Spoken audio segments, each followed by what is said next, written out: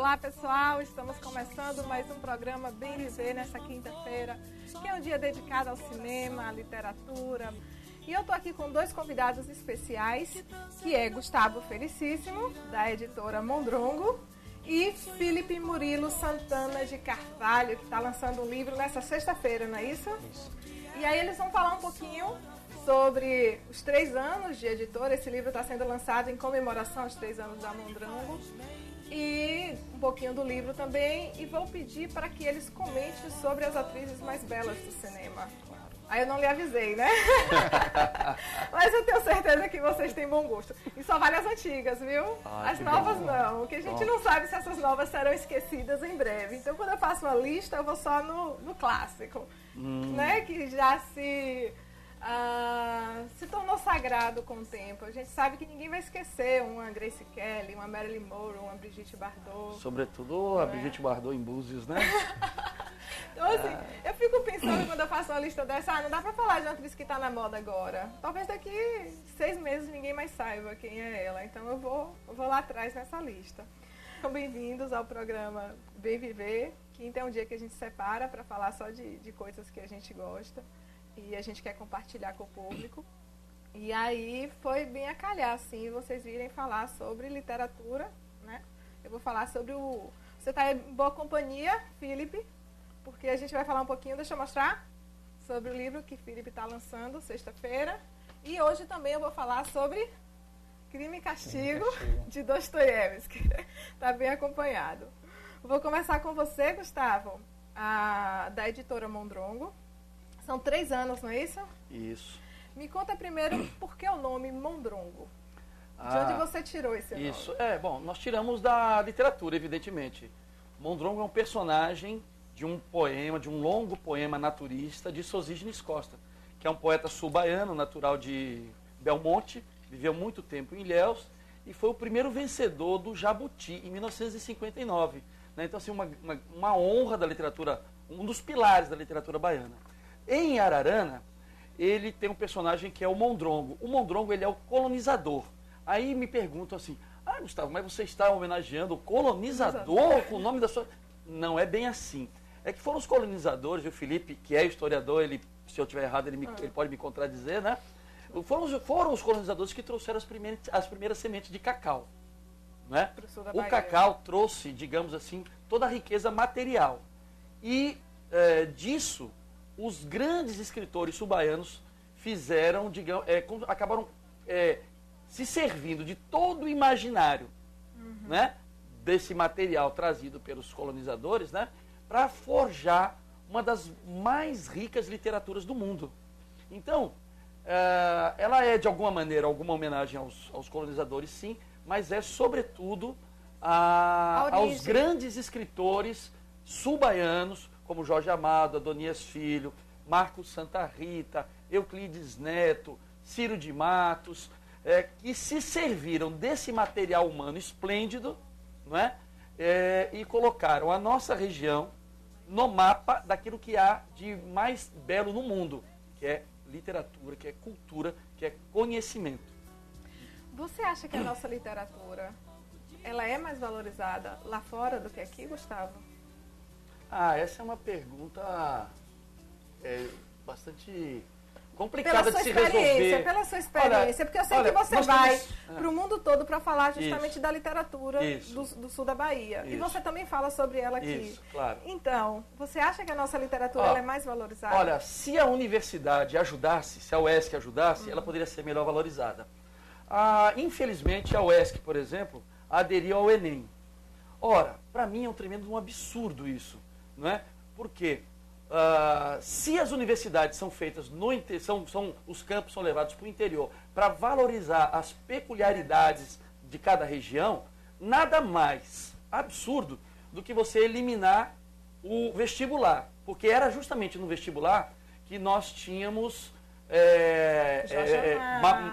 a literatura sul-baiana inserida como objeto de estudo. E outra, o curso de letras, que nós tínhamos até recentemente 2 semestres dedicados exclusivamente à literatura sul-baiana, no novo PAC, na nova reforma, eles aboliram um semestre para dar lugar à linguística, sabe? Então, assim, é um problema sério, sabe? Esse é um problema que está lá na universidade, né? Os professores não valorizam a literatura baiana, sobretudo porque eles trazem o seu cabedal, já que os professores são oriundos de universidades estrangeiras, entre aspas, são de fora, né? E, por favor, não vão me chamar de xenófobo, tá bem? Tá? Porque, na verdade, eles não valorizam porque não conhecem, né? E pouco se interessam pela matéria. E em relação aos leitores? E já em relação aos leitores, eu fico surpreso sempre, tanto aqui quanto fora daqui, com o conhecimento que as pessoas têm a respeito de diversos escritores subaianos. Muita gente conhece os nossos grandes poetas. Eu recebo escritores aqui, sabe, para fazer turismo de leitor. Sabe, então eu levo escritores para as fazendas de cacau. Porque quer ver aquilo que eles viram, e eu falo viram porque você lê imaginando isso, nos livros. Né? Isso eles mesmo. querem ver pessoalmente. Eu faço esse programa de turista leitor, né? Assim, e eu vejo também a quantidade de prêmios que nossos escritores ganham lá fora. É uma coisa fenomenal. Assim, eu tenho publicado autores subaianos, autores da Bahia de um modo geral, e os livros, parte significativa dos livros estão tendo edições esgotadas sucessivamente. A Mondrongo tem diversos livros em segunda edição ou com diversas reimpressões, né? Isso significa que há um interesse vivo pela literatura subaiana. Ainda que alguns agentes parecem trabalhar contra, a literatura subaiana é maior e mais forte que esse movimento contrário. E do que a gente tem noção. Exatamente, muito mais do que a gente tem noção. Antes de perguntar sobre os 3 anos da editora, me conte como você entrou no ramo da literatura, né? No ramo da literatura, porque assim, talvez gostar de livro você sempre tenha gostado, mas usar isso como opção de vida mesmo, no profissional. Bom, eu sempre atuei em diversas áreas. Você sempre leu? Muito. Você foi uma criança? Sim, leitora. Eu me lembro dos meus primeiros livros. Né? Me lembro, antes ainda de ler os livros da coleção Pirilampo, por exemplo, né? Da série Vagalume. Cite 3 da série Vagalume, vamos ver sua memória. Pedro Bento e Carniça, o Escaravelho do Diabo. O Rapto do Menino Dourado. E tinha também o Menino do Dedo Verde, Tistu. Ele estava mas ele não estava nessa série. Na coleção Vagalume, não. Esse livro do Maurice Duron. É lindo. Mas eu li, eu continuo lendo ele até hoje. Esse foi um livro que marcou minha infância. Eu continuo lendo até hoje. Dedo Verde. Eu também reli depois de velha. E eu sempre tive um negócio com os anti-heróis. Então, assim, eu me lembro, por exemplo, que minha primeira paixão foi por Billy the Kid e por Lampião. Né? Que eu li, acho que com 8 ou 9 anos de idade, a biografia ilustrada de Billy the Kid e a de Lampião também. Né? Engraçado que meus heróis são todos anti-heróis. E você, Felipe, um livro que marcou sua infância, que você não esqueceu pelo resto da vida? Eu gostava muito dos livros de literatura brasileira, né? Eu lembro que um dos livros que me chamou a atenção foi Clara dos Anjos. Pela narrativa que fazia em torno do Rio de Janeiro, né? Virada do século XIX, século XX. Ele já era historiador desde criança. E valorizando a cultura nacional, a gente lendo autor francês. Eu confesso que o meu incentivo pela leitura veio muito mais pela escola e pela iniciativa, por exemplo, de minha mãe, que era professora também. Mas aos poucos é que eu fui amadurecendo esse gosto pela leitura e agora também pela escrita. E sem dúvida nenhuma, só voltando à questão que você fez anteriormente, acho que falta também uma política pública que favoreça uma espécie de educação do povo para o gosto dessa leitura. E isso vale tanto para escritores famosos, como é o caso de Jorge Amado, Adonias Filho, porque nós conhecemos Jorge Amado e Adonias Filho, às vezes, muito mais pelo que eles significaram do que necessariamente pela obra. Pelas novelas, pelas séries, pelos filmes, do que pelos livros. Infelizmente, você não tem, por exemplo, um programa de educação nas escolas públicas que seja capaz de conduzir uma leitura desses autores mais famosos. Agora imagine, se isso acontece com os mais famosos, o que dizer então dos que são menos conhecidos? Porque nós temos figuras expressivas da literatura do sul da Bahia. Eu cito, por exemplo, Valdelice Pinheiro, que foi uma figura fantástica, que produziu, tanto escrevia para jornal, como escrevia poemas, enfim, escrevia crônicas. Tem o caso de Thelmo Padilha, né? Outro que a gente sempre conversa e que eu encontro em algumas fontes históricas, que é o José Bastos. Enfim, até outros que terminaram não tendo menos ainda a expressão, como foi o caso do Natan Coutinho. Estava conversando esses dias com o Gustavo e falando que Natan Coutinho tem uma produção de poemas fantásticas em torno da década de 30 e 40 que a gente não conhece. Simplesmente ficou apagado, ficou esquecido na memória da nossa região.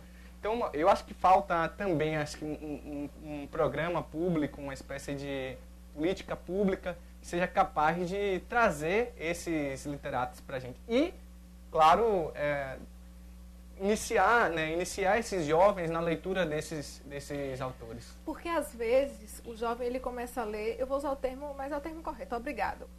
Né? Às vezes, o primeiro contato dele é isso que você falou. Seu primeiro contato foi na escola, leu porque tinha que ler.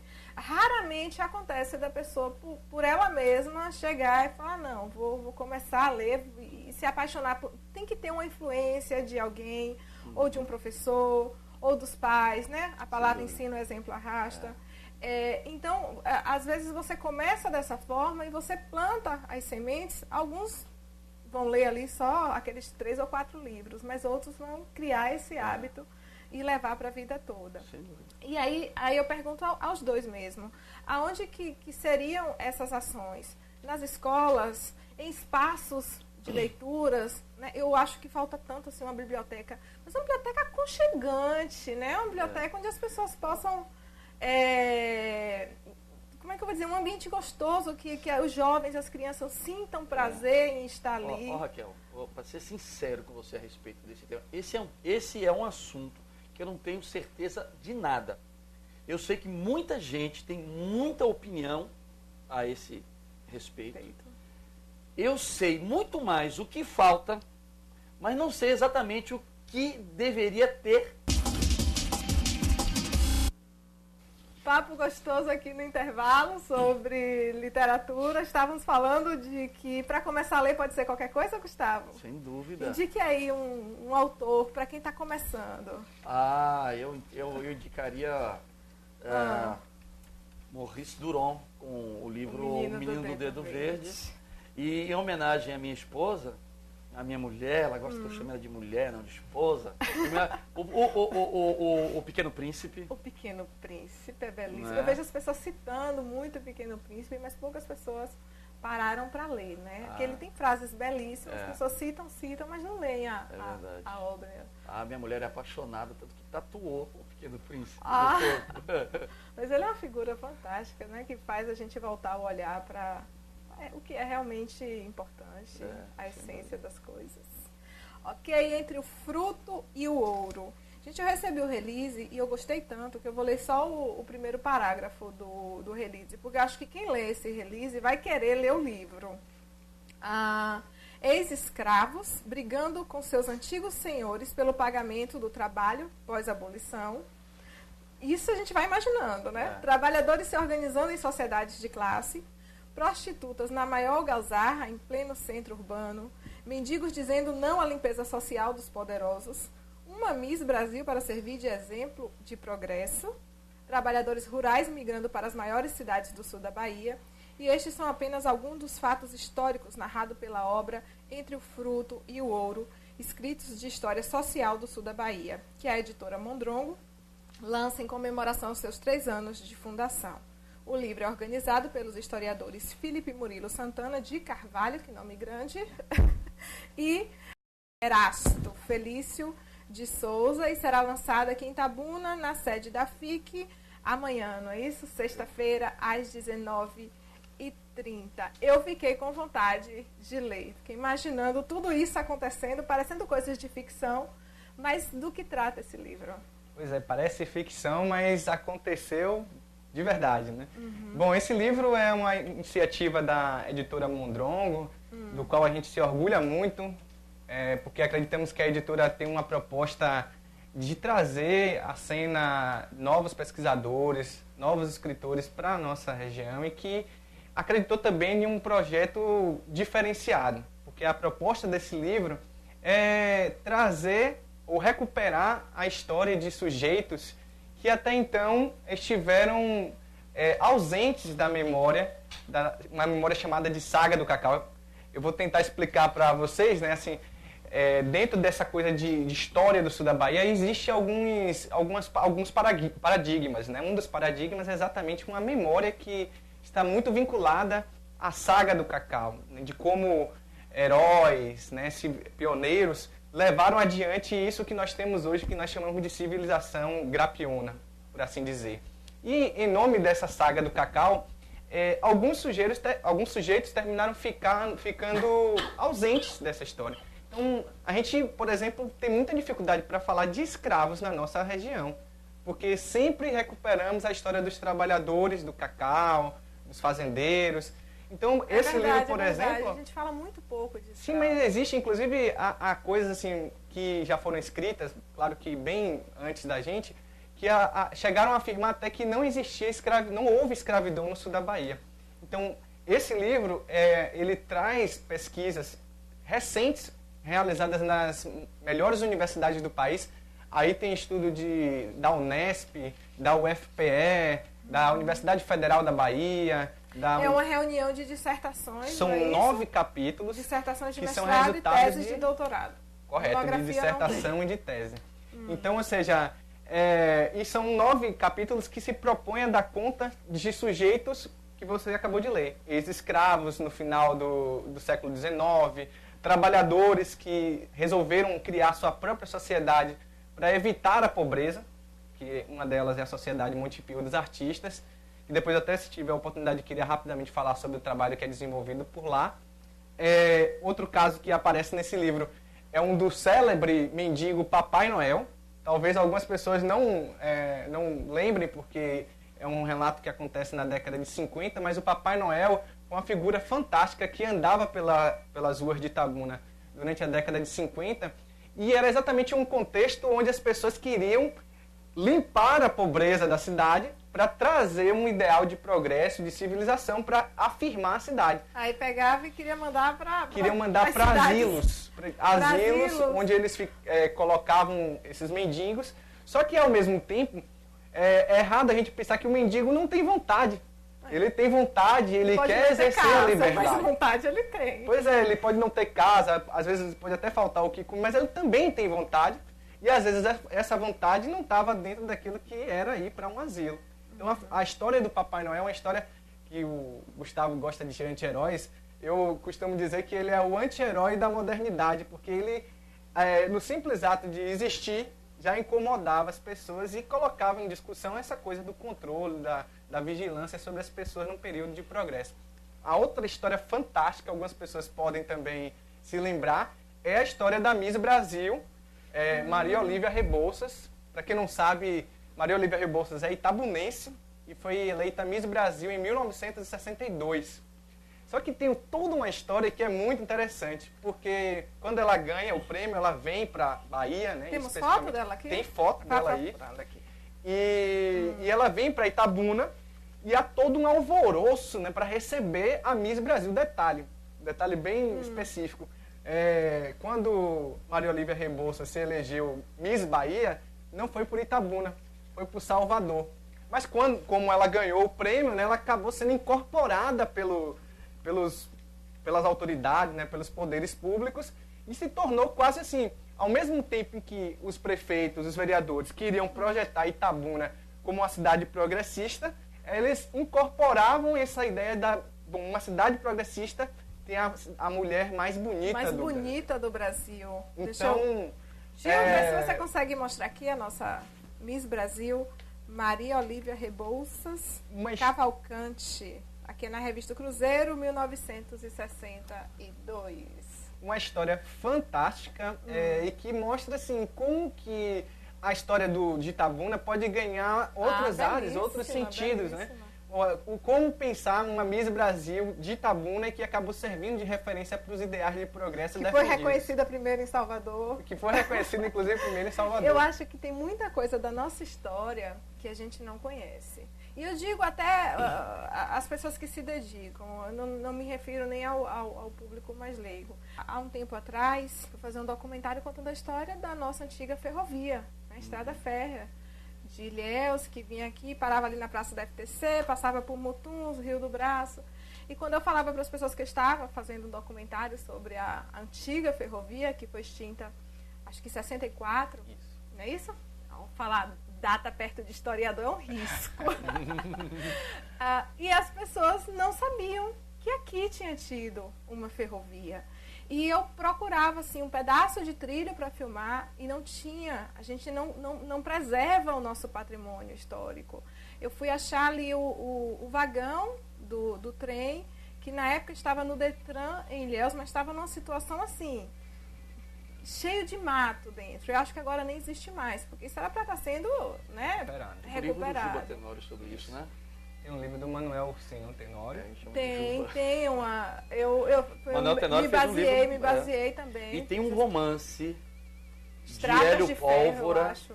Não, tem um romance de Hélio Pólvora que tem muito, que ele cita muito essa estrada de ferro. O personagem faz essas viagens, chama-se Esqueceu. Inúteis Luas Obscenas. Inúteis Luas Obscenas. Eu não ia esquecer o nome do livro de Hélio Pólvora, de jeito nenhum. Você sabe que essa história da Estrada de Ferro é muito interessante também. Ela não está no livro, mas é engraçado porque a porta de entrada da cidade era a Estrada de Ferro.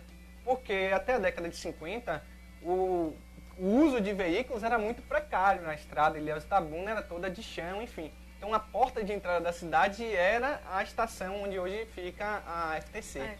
E qual é o detalhe disso?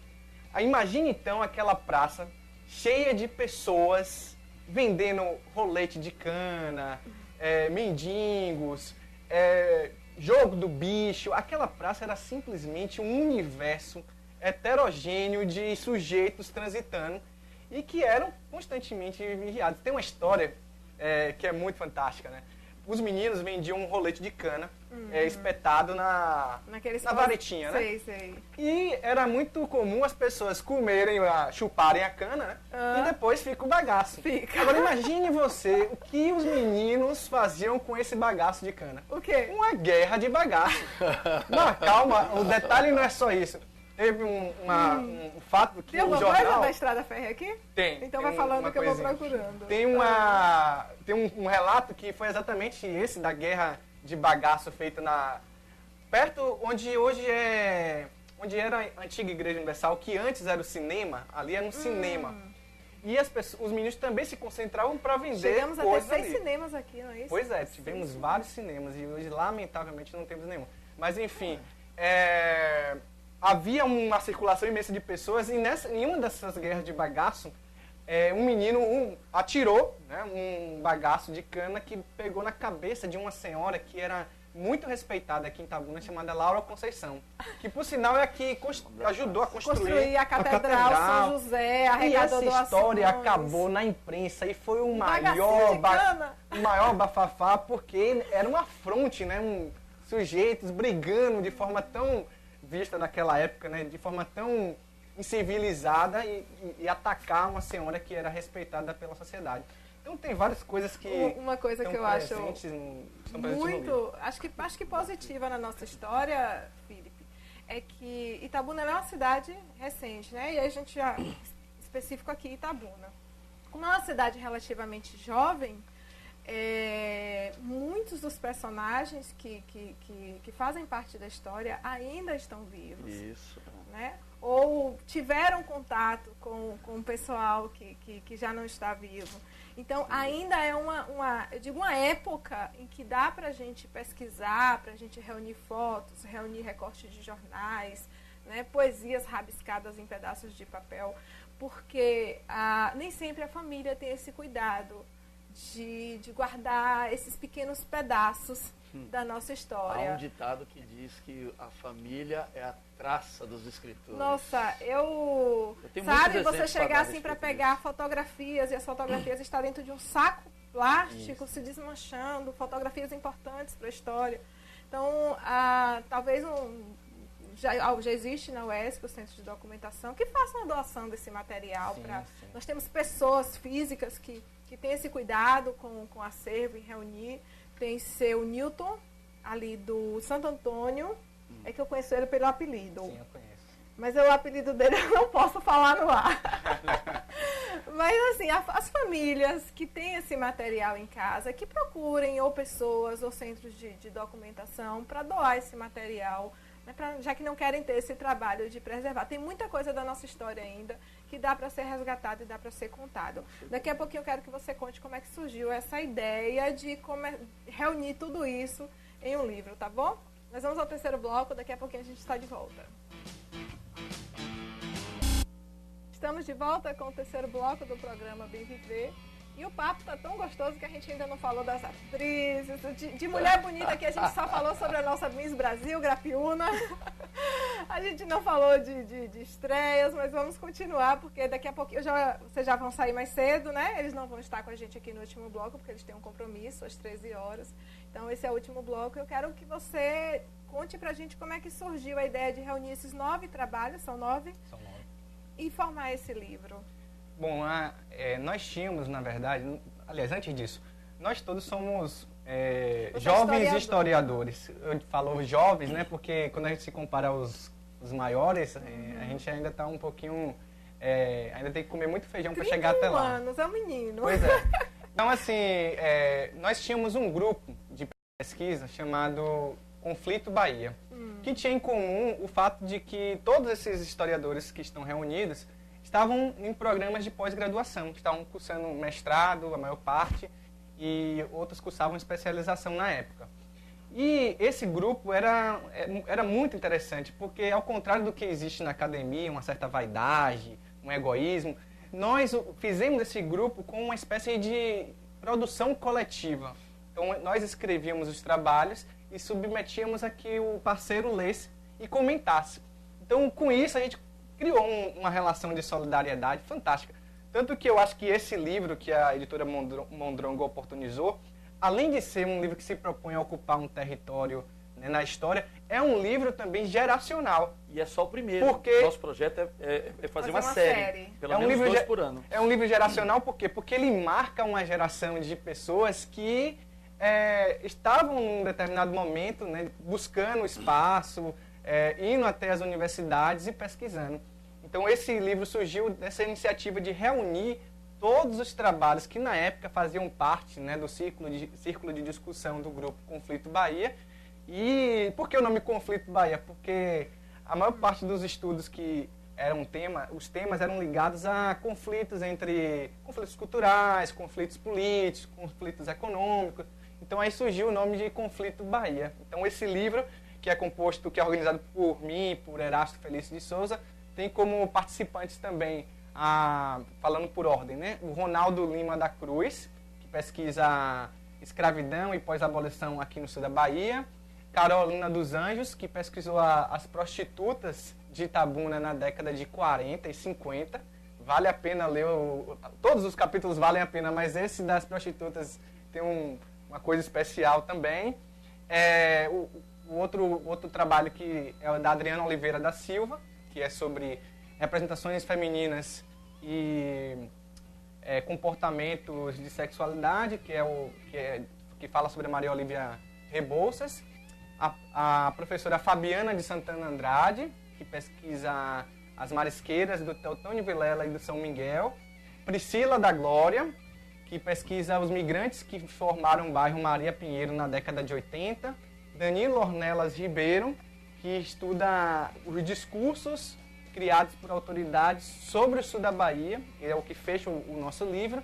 E a última, para eu não esquecer, que é a Soane Cristino, que estudou a Frente de Mobilização Popular na década de 60 no sul da Bahia, que era uma organização que apoiava Jango e que nas vésperas do golpe militar buscou se organizar para tentar defender o governo, mas não foi possível porque o golpe foi instalado.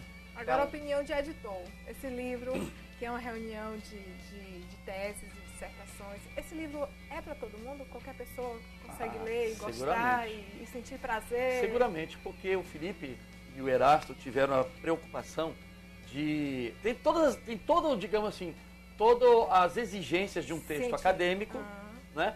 Mas de um texto científico, acho que é mais correta a palavra.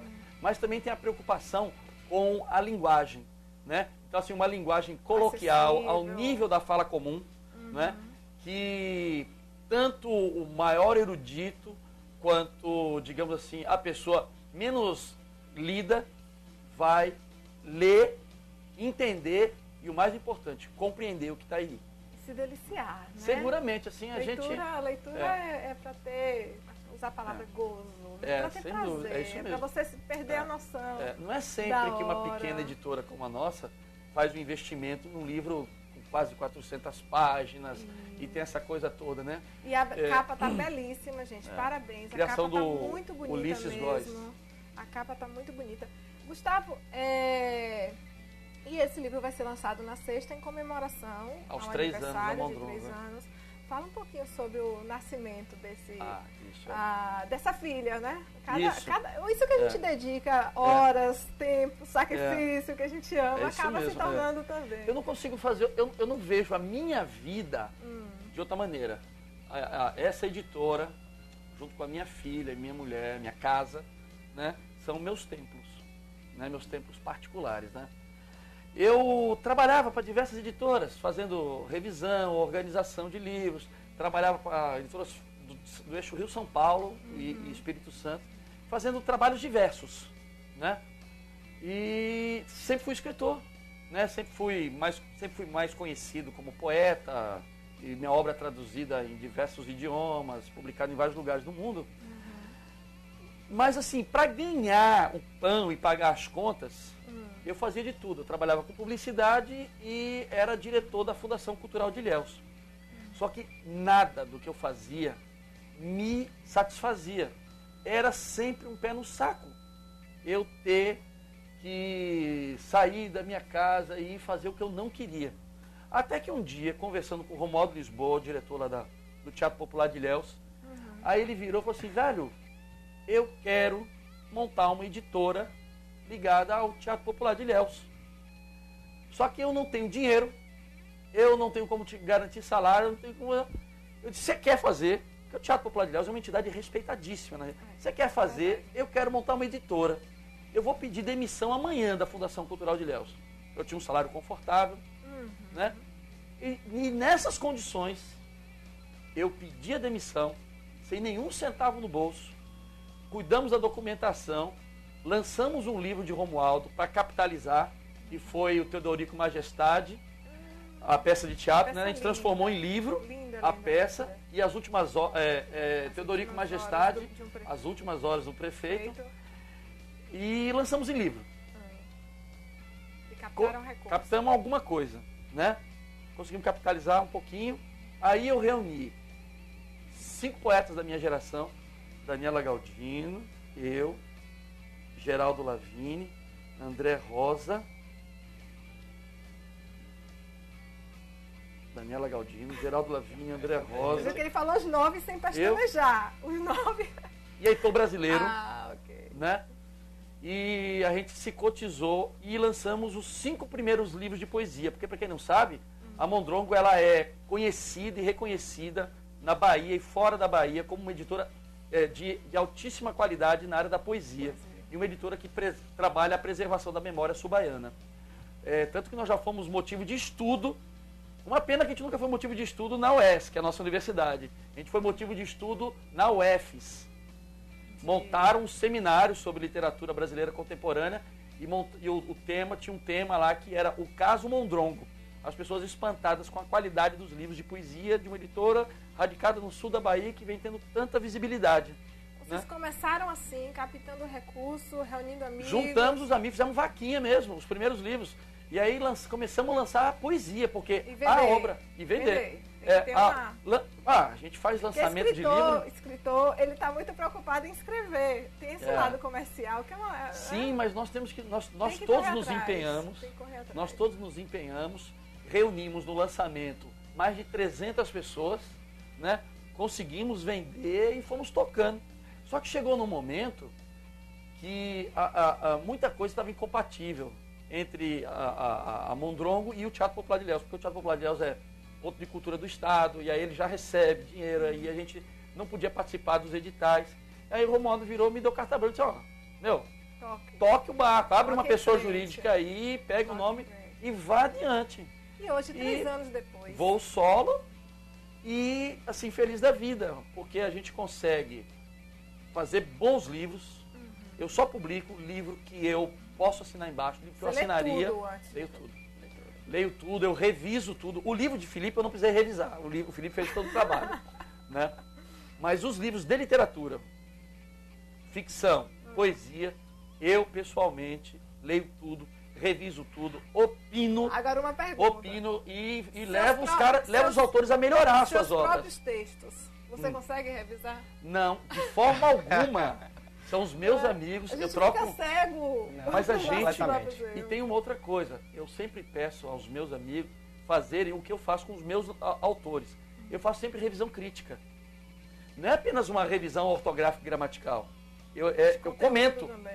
Eu comento porque a gente cresce com isso, né? Com o contraditório. A gente observa aquilo que o outro está observando e que a gente, no calor das coisas, a gente não consegue perceber, né? Então, isso é fundamental para quem escreve. Hoje, 3 anos depois, foram quantos volumes publicados? Então, 60 títulos publicados e mais de 20 mil livros vendidos. Caramba! Você tem ideia do que é isso? Como é que as pessoas fazem para comprar os livros? Onde é que tem o acervo completo? Bom, no site da editora, mondrongo.com.br. Nas livrarias, tem livraria em Itabuna, livraria em Ilhéus, no caso da Nobel e da Papiros. Em Bom Jesus da Lapa tem livraria, em Feira de Santana, Vitória da Conquista e Salvador, 2 livrarias em Salvador, a Pérola Negra em Salvador e a Praia dos Livros, que é onde a gente distribui os livros. E no site da gente, a gente vende sem o menor problema. Olha, Gustavo, parabéns, sabe, por você ter tido coragem de mergulhar numa área que muitas pessoas, às vezes amam, mas estão desistindo, né? Que é a área da literatura. Parabéns pela excelente qualidade dos trabalhos que você tem publicado. Esse livro aqui, poxa, um capricho. Só rapidinho, onde é aqui esse local que eu estou curiosa? Essa é a Praça Dami. Ah, acertei. Só que partindo da praça que dizem, né? Hoje em dia tem um embrólio que é a Praça Praça Dami. Não, agora me fugiu o nome. Fica ali descendo da Praça Arlindo Leone, antiga Praça Arlindo Leone, em direção à Praça Dami. Gosto tanto de fazer essa comparação de imagens do passado com hoje e perceber tudo que mudou, não é? Esse livro está sendo lançado amanhã, às 19h30, na Fundação Itabunense de Cultura e Cidadania. Todos estão convidados, não é isso? Com certeza. Todos podem comparecer. Exatamente. Estou me programando para ir. Que em breve também nós vamos publicar o seu também, né? Que está em fase de gestação. Por essa. Um está livro em fase com de artigo gestação. sobre cinema. Mas agora eu já estou preocupada com a revisão. Eu pessoalmente vou revisar o seu livro. Está em gestação. A gente só é bom fazendo o que a gente gosta. E quando eu descobri que minha paixão era cinema, eu falei, vou escrever sobre seus filmes são muito bonitos também. Então, a gente faz melhor quando a gente faz o que ama, né? Eu escrevi sobre Tubarão essa semana. Olha aí. Clássico. São filmes eternos, filmes que nunca serão esquecidos. Queridos, obrigada, viu? Sucesso aos dois, sucesso nas próximas publicações e em toda a série. E parabéns por vocês estarem resgatando um pouquinho da nossa cultura. Ok? A gente agradece, na verdade, o espaço, né? Não é todo dia que a gente pode falar assim sobre o nosso trabalho como se nós estivéssemos na nossa casa. Na nossa casa. Tá? Assim, já estive várias vezes aqui na TV Itabuna, sempre fui muito bem recebido. Agradeço a essa casa, dar esse espaço para a literatura que é sempre um espaço que nós queremos, nós achamos que temos assim contribuição a dar para os telespectadores, né? E o nosso tema, ele é um tema sempre muito importante, né? A gente agradece muito mesmo, de viu? Transformação social, Exatamente. Transformação de vida mesmo. É isso mesmo. Então, pensa que vocês estão fazendo diz que a gente tem que sair daqui melhor do que a gente chegou, Isso. né? Dar a nossa pequena contribuição. As pessoas ficam falando em deixar o mundo melhor para os nossos filhos, né? Aí eu fico pensando, por que não deixar filhos melhores para o mundo? Correto. Não é? Eu acho que é muito mais adequado deixar filhos melhores para o mundo, não o mundo melhor para os nossos filhos, nada disso. No caso de vocês estão deixando filhos e livros. Ah, muito. Queria agradecer também o espaço, né, de mais uma vez convidar todos para amanhã, dia 17, sexta-feira, às 7 da noite, na FIC, prestigiar o nosso evento, o lançamento desse livro que foi feito com muito carinho, com muito esforço, e agradecer à TV por esse espaço, né? Acho que são poucos os programas que a gente tem essa oportunidade de discutir cultura. Bater papo. E bater papo de uma forma tão descontraída, né? Então, agradecer por esse espaço e estar à disposição para qualquer eventualidade. E a casa está aberta, viu? Okay. Voltem sempre. Obrigada, queridos. Olha, eles estão indo embora, mas o programa Bem Viver continua, viu? Daqui a pouquinho a gente volta com o quarto bloco. Tonight,